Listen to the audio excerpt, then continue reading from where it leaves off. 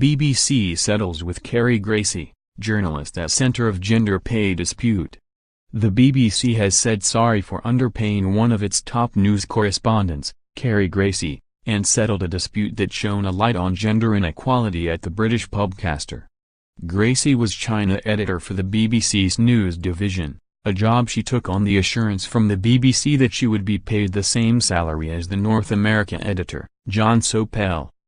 However, it emerged later that Gracie was not being paid an equal amount.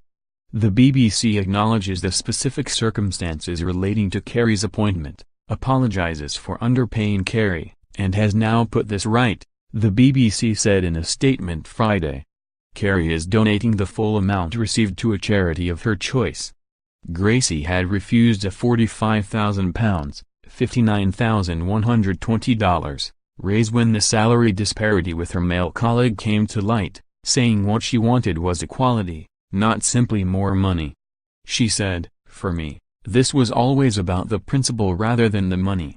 I'm delighted to donate all the backdated pay from the BBC to help women striving for equality at work."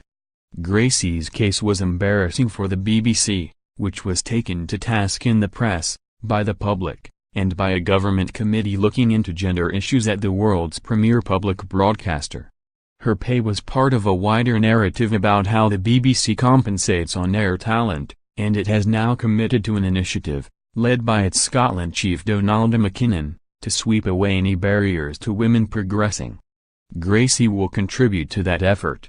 Related BBC picks up Danny Boyle and number 039's Getty kidnap drama and number 039 Trust and number 039, BBC buys 54 hours. Hit German hostage drama, exclusive. A range of other measures from the BBC include a new framework for setting salaries of on-air presenters and correspondents, and a £320,000 salary cap. The latest figures revealed a 6.8% gap in the earnings of higher-paid correspondents and newsreaders, and an overall pay gap of 10.7%. Gracie will now take 6 months off from the BBC to write and speak about China and gender equality.